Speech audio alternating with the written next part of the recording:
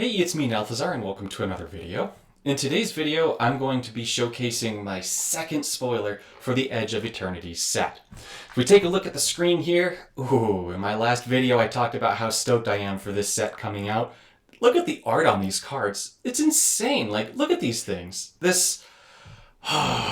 Man, they're beautiful. Anyways, I digress. I really want to collect the paper cards for this set.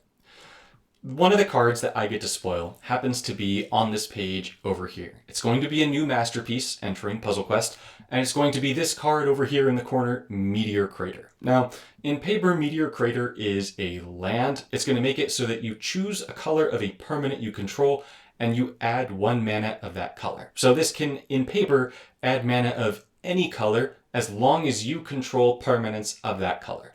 And in Puzzle Quest, it holds very true to that identity. The Puzzle Quest version is going to be a 10 mana land masterpiece. It's got 5 shields, and it's going to make it so that at the beginning of your turn, for each color among non-token cards that you control, you're going to convert 2 gems to that color. Meaning that, let's say that you hypothetically have cards out of all 5 colors. Maybe you even just have a 5-color card down because that counts. You just need to have cards down with a color identity in order for them to count for Meteor Crater, and if there's a multicolored card with multiple colors in its color identity, that will count for converting multiple different colors with the Meteor Crater ability.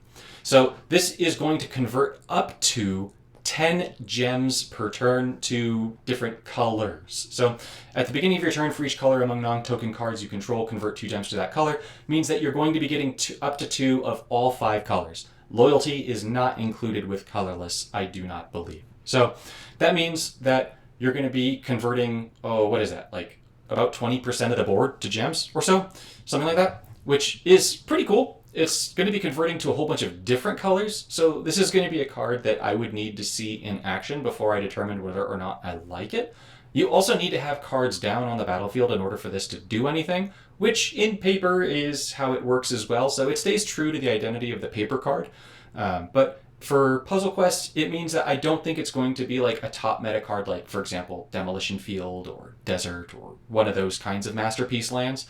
But I'm interested to see what different things can happen by playing this card along with other cards of different colors and just seeing sort of how it interacts. So I'm interested to hear what you guys think would be some good pairings for this card.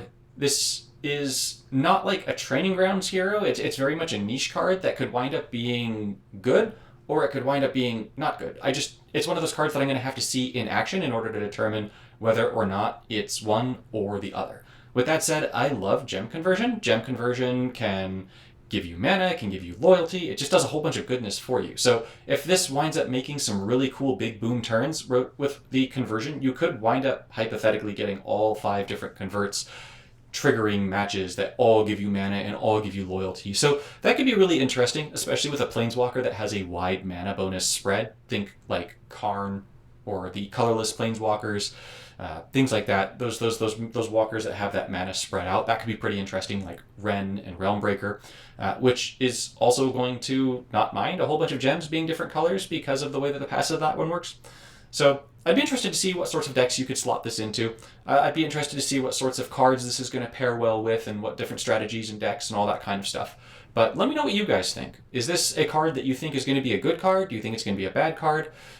Is it going to be something that you want to throw into decks? What cards would you pair it with? All that good stuff. So that's it from me for this one. This is a bit of a quickie. Thank you all so much for watching, and I'll see you in the next one.